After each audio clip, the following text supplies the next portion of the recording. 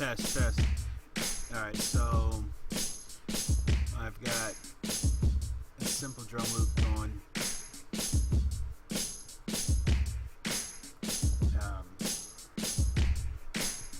It's a 2-bar pattern, 155 BPM. It's a little too short. It's a little too short,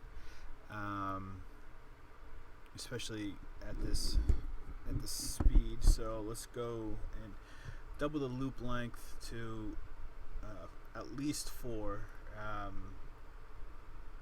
8 is probably a better idea, so you can add more variations and keep your stuff interesting. So now that we've got to 4, so it's kind of a common practice to throw variations 2, 4, and 8. So have something happen something different every 2 bars, have something different happen every 4 bars, and then have something different happen every 8 bars. And that kind of keeps it for me so repetitive and tends to keep the listener's interest a little bit more. So let's drop one of the things I like to do, and I usually do this on every 8 bars, but I'll show you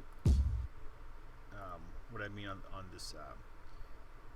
the second bar out of the 4-bar loop. So I take off the kick on the 1. So listen now.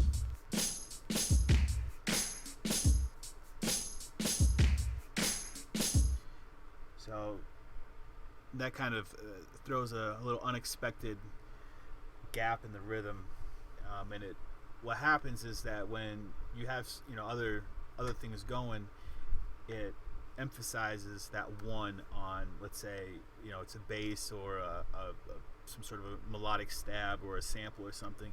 It emphasizes that other element, which is pretty cool. And sometimes that's when you see like the crowd go crazy, is when they drop something, when they mute a drum part or whatever. Yeah, that really gets people going sometimes.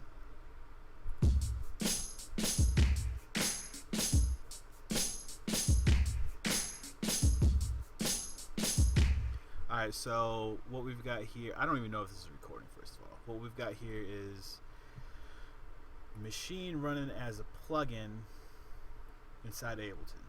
And I mean, honestly, it's really cool and it's really shitty at the same time. It's really cool because Maschine has some of the best drum kits, like stock drum kits, out of any software ever made. There's a ton of these kits in here that are ready to rock and roll. They're super high quality kits. The crappy thing about this is that you lose a lot of flexibility when you're using it as a plugin. For example, you don't have all the individual routing options that you do in Ableton. So when you have like when you have a drum track in Ableton, when you have a drum rack in Ableton, you have all of these really cool, well, I guess that's a bad example. Let's do this one. You have all these channels here that correspond to each one of the samples in the group, and you can see that you can adjust each one of these parameters individually. So it's really easy to get a good drum mix using the Ableton drum rack. That's not the case with Maschine. Maschine, you have to mix everything inside of Maschine. You have to mix the drum kit inside of Maschine. And in version 2, there is in version 2 of Maschine, there is this drum, or this mixer, which does make it a little bit easier, and it is kind of cool, but it's not as useful as the built-in drum rack for live. Another thing you can do, and this takes a lot of setup effort. I haven't done it yet, but one of the things that I might try playing around with is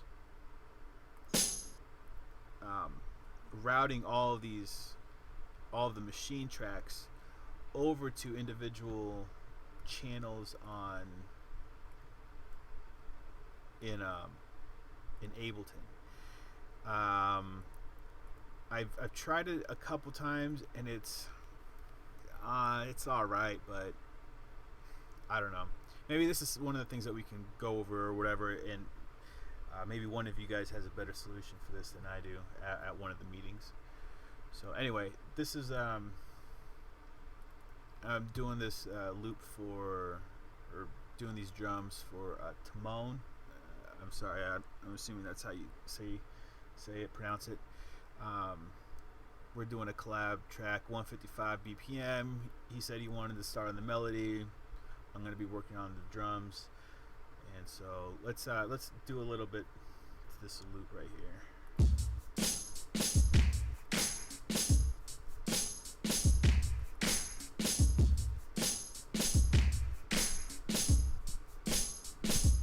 So Ableton 101, hit B, and that changes your cursor to a pen tool.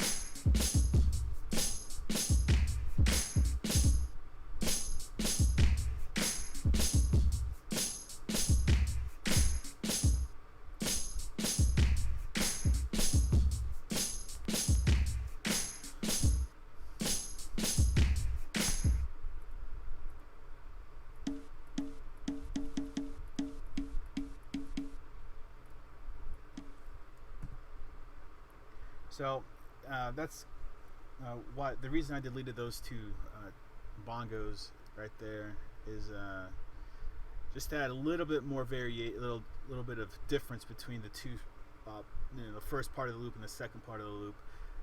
Taking stuff out can be as powerful as adding stuff in. In a lot of the cases, when you're building something and it's really intricate and you like the general feel of it, taking some elements out can emphasize that intricacy. When you have let things breathe a little bit by taking removing elements that complicate something and then saving those elements for another part, or not having them go through the entire loop can really add can bring contrast to your stuff.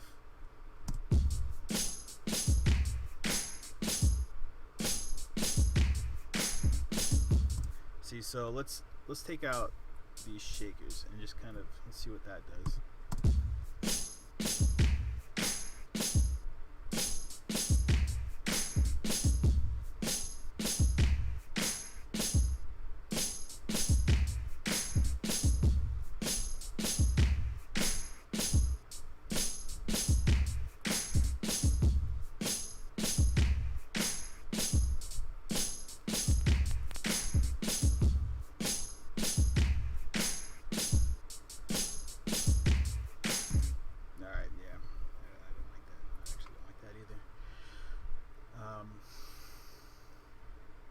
So okay, I'm kind of getting stuck on this loop, so let's go ahead and just create a new one, and then maybe we can revisit that one later. So if you're using Maschine in this way, you can see where.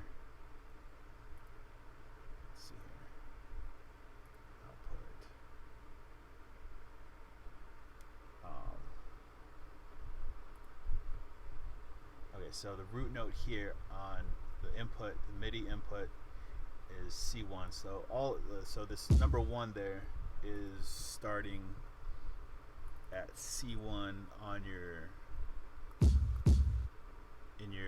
Ableton clip. So basically what's happening here is we're routing MIDI from Ableton. So when I click that, that's sending a MIDI out message to Maschine right here. So we got to click, in order to set that up in Maschine, you click active right here under input, and then the settings tab, input, MIDI, and then click active right here, and that will allow Maschine to accept MIDI data from the Ableton clip. Otherwise, what you can do is, you can program in the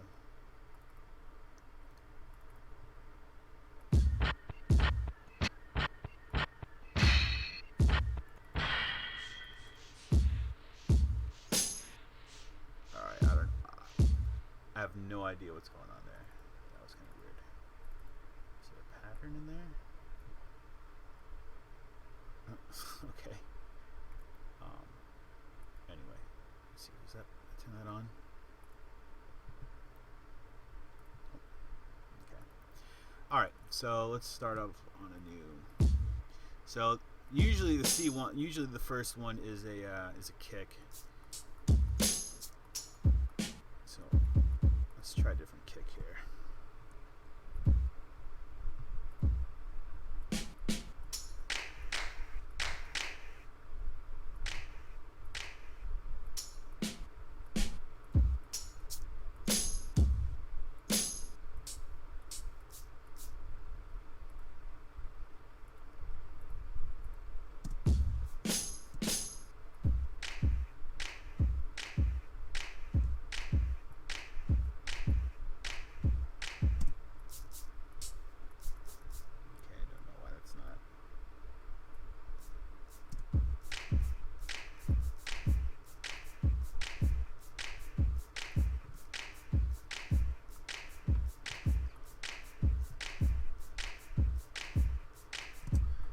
So one of the things I'm noticing is that see how these velocity levels are really low. If for some reason it remembers the last velocity that you typed in, and then every note that you put in after that has the same velocity. So if you double click to add a note and then hold, you can drag up and down to adjust the velocity on the fly. So I'm going to double click, it's going to add this, I'm going to double click and hold, and it's going to add a note. So I'm holding, and then see at the bottom there it's adjusting that velocity. So I'm going to bring that up. Now every time you add a note, it's going to have that same velocity.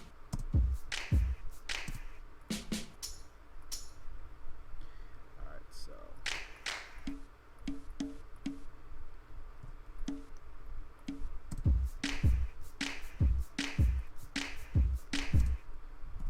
I find it easier to start a drum loop with like at 1 bar, duplicate that bar, add variations to it, duplicate that bar, add variations to it.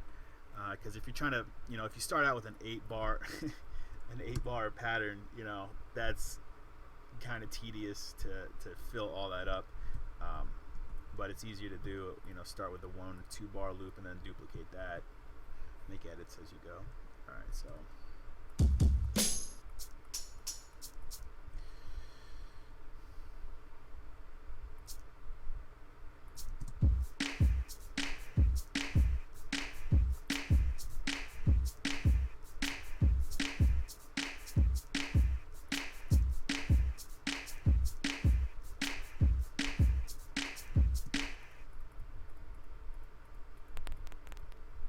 Oh yeah, so you probably noticed me clicking this on and off. This is basically an audition. So.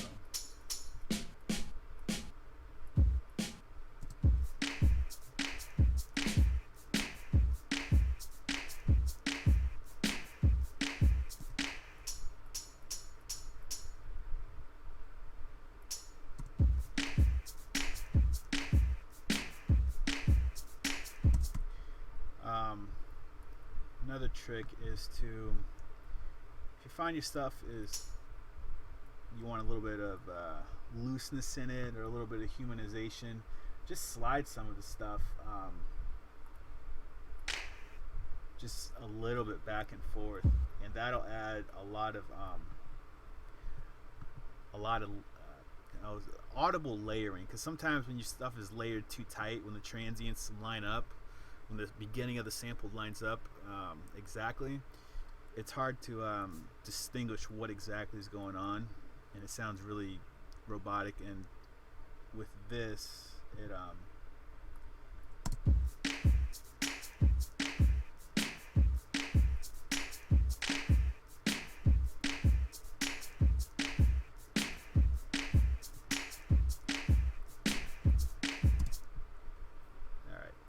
so anyway, I got a couple loops here.